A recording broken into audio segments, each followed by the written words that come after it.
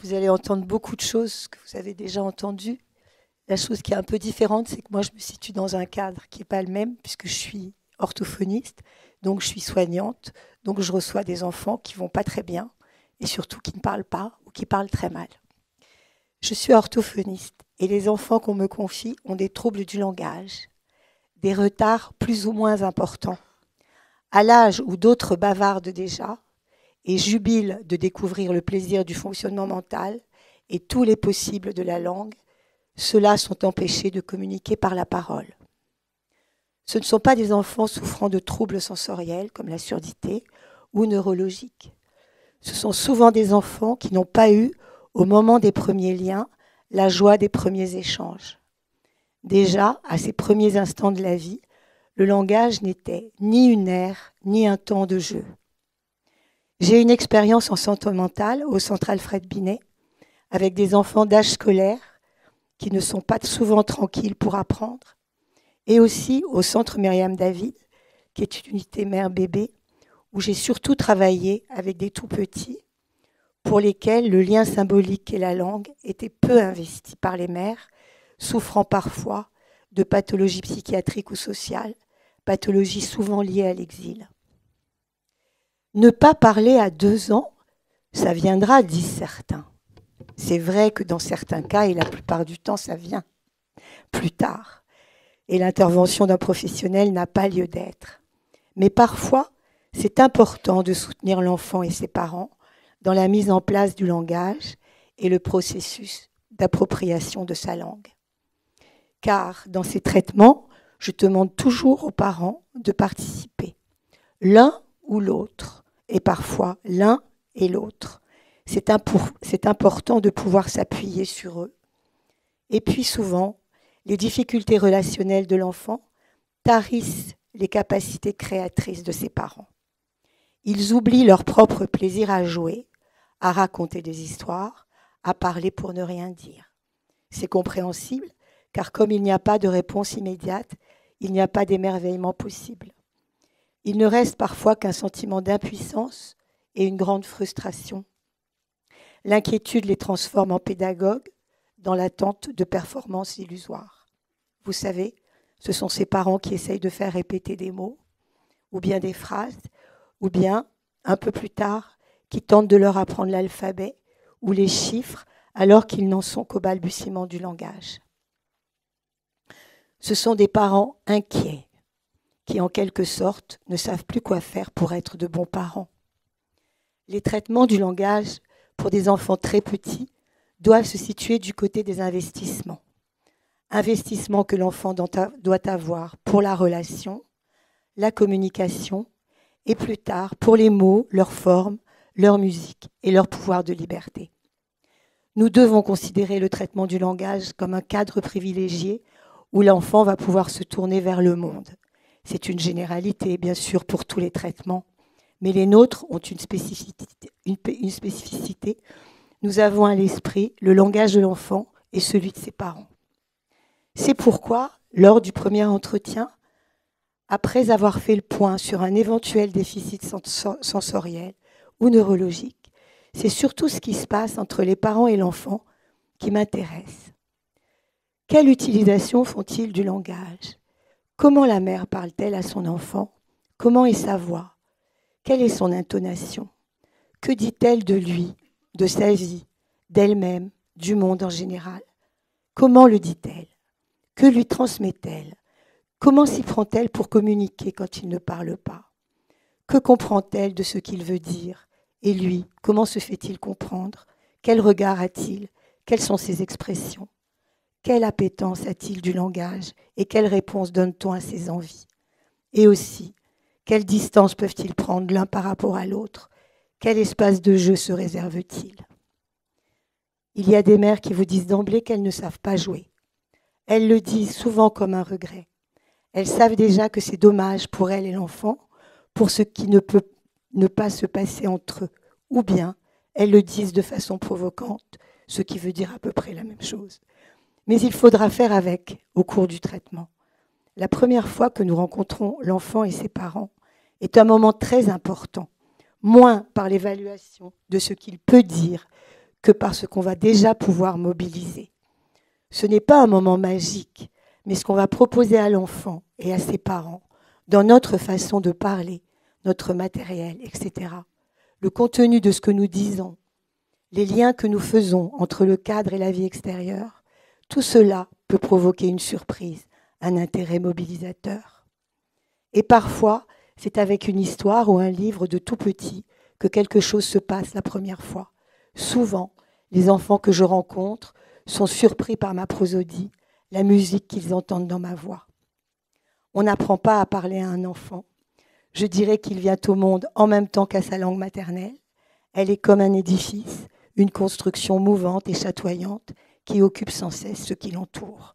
Elle est incontournable, solide dans le meilleur des cas, garante des représentations, des idées et de l'histoire transmise. Ce bébé qui dort dans son berceau sait déjà en reconnaître l'enveloppe, c'est-à-dire les intonations et la mélodie. Et peu à peu, on sait qu'il va en analyser chaque élément qui la constitue, faire des liens et s'en emparer dans son intégrité. Dans un cadre comme celui de la séance d'orthophonie, un tout petit et sa mère vont pouvoir, au cours des jeux, des histoires et de tout ce qui est inattendu, retrouver un espace intime de communication. Dans ma pratique, le temps des livres est un temps attendu, un temps suspendu. Il y a toujours un temps pour l'histoire, le moment rituel avant la fin de la séance, avant la séparation. Pour certains enfants, c'est difficile de l'écouter. Ils ont du mal à être tranquilles, même avec le support du livre. Je choisis toujours les livres les plus simples, où le texte est bien rythmé, où les mots ou les phrases reviennent comme un refrain. J'accorde au texte des intonations lentes, il m'arrive même de chantonner. Il y a des histoires qui s'y prêtent plus que d'autres, bien sûr. L'intonation est la façon particulière d'insister sur un mot ou une forme attire peu à peu l'attention de l'enfant et il se laisse aller à rêvasser, plus près de moi, puis à écouter. Parfois, il est attentif et prend son parent présent à témoin, créant une complicité autour de l'histoire. Chaque enfant, quel que soit son âge, et même parfois des adolescents et de jeunes adultes, a ce moment de lecture à haute voix dans mes séances. Pour les enfants qui vont bien, la lecture à haute voix des contes et des histoires est une première rencontre avec la langue écrite où le temps n'est pas le même, l'ordre chronologique n'a plus cours et les moments du temps sont bousculés. La langue de l'enfant va être confrontée à une autre énonciation de cette même langue, plus riche et souvent plus juste, plus universelle, moins familière. Je ne reprendrai pas le passé simple. J'ai choisi de vous parler aujourd'hui des tout petits, car la mère ou le père est là, ou les deux, quelquefois, et lire à haute voix un livre à un enfant devant ses parents est un exercice singulier. Tout ce qui semble gratuit est périlleux dans un traitement d'un enfant sans langage. Quand je dis que c'est périlleux, c'est que pour les parents, souvent c'est compliqué d'accepter qu'on mette le plaisir à la première place et que ça n'est que du plaisir là du coup. Mais il faut attendre qu'eux-mêmes en prennent pour que les choses se règlent un peu. Donc j'ai intitulé la deuxième partie « Autour de Jeanne HB ». Les 3 vignettes cliniques qui suivent montrent 3 effets différents d'une lecture d'un livre de Jeanne HB qui s'appelle « Ça va mieux » chez 3 enfants du même âge qui n'allaient pas très bien. Thibaut va avoir 3 ans. Il m'est adressé par la pédopsychiatre qui le voit 1 fois par semaine. Il parle très mal et le tableau clinique est assez inquiétant. Il n'a pas de limite, il fait des colères folles. Il est intenable dans le vrai sens du terme. Il n'est plus supporté à l'école où il vient juste d'entrer.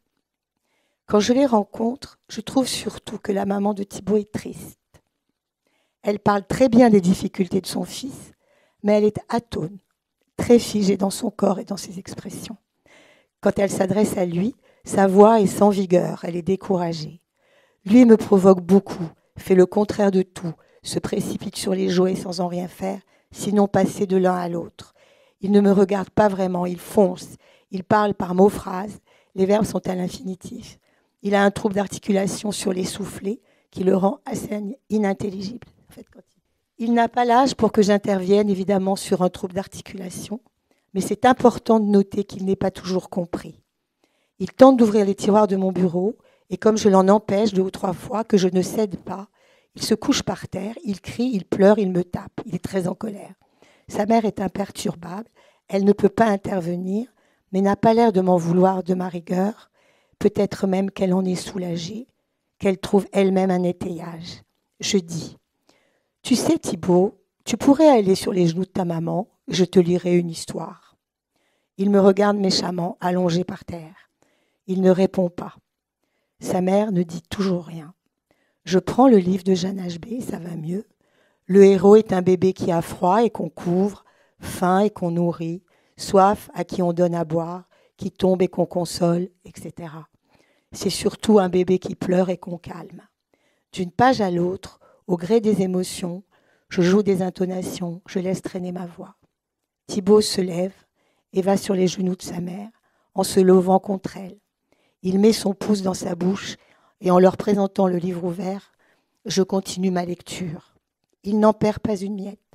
Sa mère me dit que c'est la première fois qu'elle le voit écouter une histoire, mais je crois que cet enfant qui cherche des limites perpétuellement s'est senti enveloppé et contenu par la voix et le corps de sa mère contre lequel il était lové. Car cette maman parlait à son enfant d'une voix normale. Elle n'utilisait pas la voix des mères, c'est-à-dire celle qu'on appelle le mamanet. Vous savez ce que c'est le mamanet ? La voix des mères qui traîne. Elle ne pouvait pas le faire. Le livre de Jeanne HB permet cette façon particulière de parler, en traînant sur les voyelles, en abrasant un peu les consonnes dures, en donnant à la voix une tonalité qui est celle du mamanet. Il y a peu d'enfants sans langage qui résistent à cette lecture. Sébastien a juste 3 ans. C'est un enfant qui présente des troubles autistiques. Sa consultante me l'adresse en insistant énergiquement pour que je le voie 3 fois par semaine. C'est très rare, hein ? Il a une voix plate, sans relief. Il ne dit quasiment rien, il ne pointe pas. Et évidemment, il n'y a pas d'attention partagée.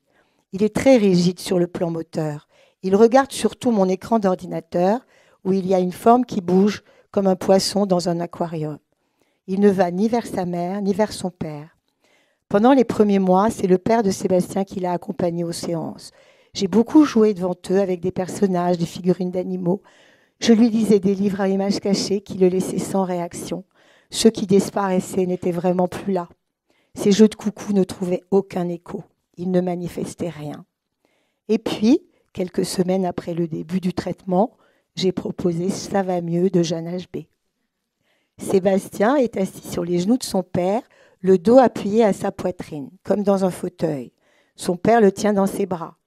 Moi, je suis en face d'eux et je leur présente le livre ouvert en racontant. Je laisse beaucoup traîner ma voix. Je passe d'une intonation inquiète et désolée à une intonation rassurée. « Oh, il pleure ce bébé-là, il est tout nu. Il a froid ? Ah, ça va mieux, il a bien chaud sous la couverture. » Je marque chaque événement et parfois, je fais un lien avec la réalité du bébé Sébastien ou en tout cas avec ce que j'en suppose. Ils regardent tous les deux le livre.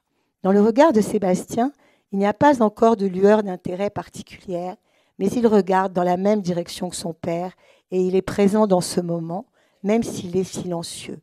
Peut-être qu'il voit le livre sans le regarder vraiment et que ce qui le sollicite, c'est la voix qui l'enveloppe en même temps que les bras de son père. Il n'est pas rare que les petits me réclament ces livres, je dirais plutôt ces instants, séance après séance. Dans ce livre, les 2 dernières images montrent d'abord le bébé qui pleure dans son siège auto parce qu'il a sommeil.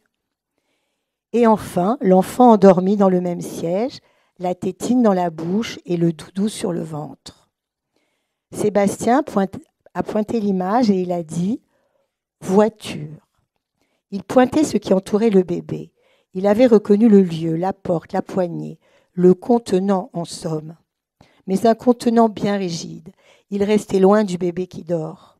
Et ce, malgré ma voix qui racontait, assez modulée et berçante. J'ai alors parlé de lui qui a reconnu la voiture parce que il s'est souvent endormi, comme ce bébé-là. Le père a évoqué le maxi-cosy, le siège auto. Mais il n'a rien dit de Sébastien, comme si ce rapprochement était trop difficile. Il est resté comme son fils, à la lisière, au contenant. Ce sont des moments assez durs en fait, car il n'y a pas de partage d'émotions. Et puis, quelques mois après le début du traitement, j'ai proposé un nouveau livre. Il s'agit de Je m'habille et je te croque de Bénédicte Guettier, sur le thème de L'où y es-tu ? Tout se déroule comme dans la comptine. Alors je chante en leur montrant les images. Le père reprend le refrain en protégeant Sébastien de ses bras. Je fais grandir le suspense jusqu'à « J'arrive et je te croque, je te croque ». Sébastien est sur les genoux de son père comme d'habitude. Mais au moment où je dis cette phrase, son père fait mine de le dévorer en l'embrassant dans le cou. Ils semblent tous les deux dans un plaisir d'échange et j'entends Sébastien rire, ce qui n'arrivait jamais. Il se met tout contre son père, il se laisse faire, il s'abandonne aux bisous. La semaine suivante, il se dirige vers la bibliothèque en disant distinctement « Loulou, bébé, bébé ».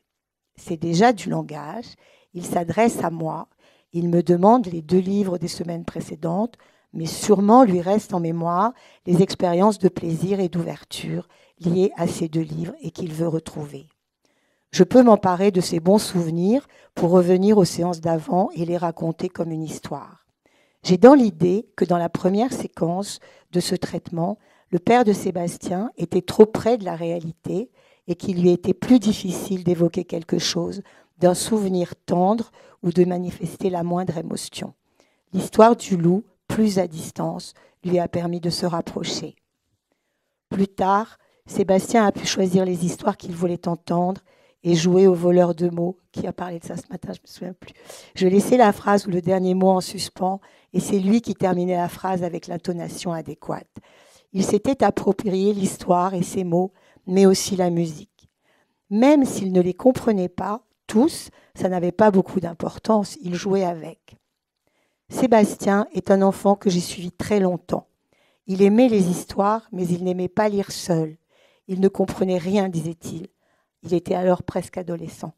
Il n'arrivait pas à voir ce qu'il lisait. Alors moi, dans les séances, je lisais pour lui et il dessinait. Un jour, que je lisais Le Roi Arthur de Michael Morpurgo, il a fait un magnifique dessin. Il a dessiné le jeune Arthur, l'épée brandie, la roche et l'église avec les vitraux représentant la nativité et la crucifixion. Il y a mis des couleurs, c'est un dessin vivant et qui en quelque sorte raconte la vie. Je suppose que le dessin l'aidait à étayer ses représentations. Sacha a 3 ans. Quand je le rencontre pour la première fois, il vient de perdre son père dans des conditions assez dramatiques et sa mère est encore sous le choc de ce deuil brutal. Il n'est pas utile que j'en dise davantage, si ce n'est que Sacha se désorganise et qu'il ne parle pas beaucoup, sinon parfois, en écholalie à voix basse pour lui-même. L'écholalie, c'est quand l'enfant répète des choses assez vides. Un jour, je lis le livre de Jeanne HB, Ça va mieux. Il répète chacune de mes paroles avec mon intonation. Il est très proche, debout devant moi, presque front contre front, et nous regardons le livre. Il dira encore, et je le lirai 3 fois. C'est bientôt la fin de la séance. Il s'empare du livre et le récite spontanément tout seul, en tournant les pages. La mère commente d'un air ravi. Il a une excellente mémoire. Il lit le livre de nouveau. Mais là, il s'installe à côté d'elle. Elle ne réalise pas du tout qu'il n'attend qu'une chose, c'est d'être pris dans les bras. Et il dit, parce que c'est l'avant-dernière phrase du livre, « Ah, ça va mieux dans les bras de maman ». Et il grimpe sur les genoux de sa mère. Sacha utilise le livre comme un porte-voix, une sorte de messager. Il y a un héros de livres pour enfants que j'aime beaucoup, c'est Minnie Bill de Lindgren Erickson. Je ne sais pas si vous connaissez Minnie Bill. C'est le personnage du bébé terrible, celui qui passe son temps à faire peur à sa mère en disparaissant. Il ne rêve que plaise et bosse. Il y a une série de livres de Minnie Bill qui sont un peu plus soft que le bébé terrible. Chacun de ces livres met en scène Minnie Bill avec un objet de sa vie. Le ballon, la couche, le pot, le nounours, la tétine, le bain, etc. Et Minnie Bill fait toujours un peu le faraud, mais ça ne tourne jamais bien. Et maman arrive. Et parfois, elle est fâchée, et parfois, elle est consolante. C'est très intéressant de voir comme les enfants s'attachent à Minnie Bill. Pourtant, Minnie Bill est assez moche, il n'est pas séduisant, il se met toujours en danger, Il monte sur les tables, il met le chien dans le bain, il fait pipi par terre. Et les enfants que je suis sont en général un peu choqués par toutes ces transgressions, même si souvent ils rient sous cape. Il ne sera sûr que quand maman arrive. Mini Bill est un petit garçon, mais malgré son très jeune âge, il fait beaucoup de choses tout seul. C'est une réalité improbable qui frise l'impossible. Et l'élément de réalité, c'est maman qui arrive et qui arrange tout. Ce sont les premières histoires. Il y a un avant et un après, et ça finit bien. C'est un coquin, disent certains enfants en souriant. C'est un héros auquel il est facile de s'identifier, car maman arrive toujours. Quand je lis des histoires aux enfants devant leur mère, au début, il y a au mieux quelques sourires complices, une promesse de plaisir partagé. Mais pas toujours. Ce serait trop beau. Il y a des mères qui sortent leur téléphone, qui sortent du cercle, qui ne regardent ni moi, ni l'enfant, ni le livre. Leur attention est ailleurs. C'est difficile, mais il m'arrive de me dire que le but du jeu, c'est de la ramener et que bien sûr, il va falloir du temps. L'enfant souvent tente, avec ses moyens, de raconter l'histoire à sa mère quand le livre est refermé. Le plaisir qu'il a pris, la nouveauté de l'histoire, il veut tout partager avec elle et c'est parfois difficile. Il y a des mères à qui on n'a jamais raconté d'histoire ou bien qui ont du mal à se mettre dans une position de passivité pour écouter celui qui raconte. Et puis, il y a celles qui prennent presque toute la place, qui deviennent des petites filles. Ce moment est pour elles, en tant qu'enfants. J'aurais envie de créer des groupes de mères, des groupes où elles viendraient seules, de la lecture que pour elles. J'ai travaillé avec des jeunes adultes, je leur ai lu des livres dans une relation thérapeutique duel. Ils se plaignaient de ne pas pouvoir lire de romans. Trop difficile. La raconteuse que j'étais servait peut-être de tiers entre le livre et eux. Finalement, peu à peu, le livre était désacralisé, plus familier. S'ils ne devenaient pas de vrais lecteurs, la littérature ne leur faisait plus peur. Il fallait du temps, bien sûr, mais il faut toujours du temps. Je vous remercie.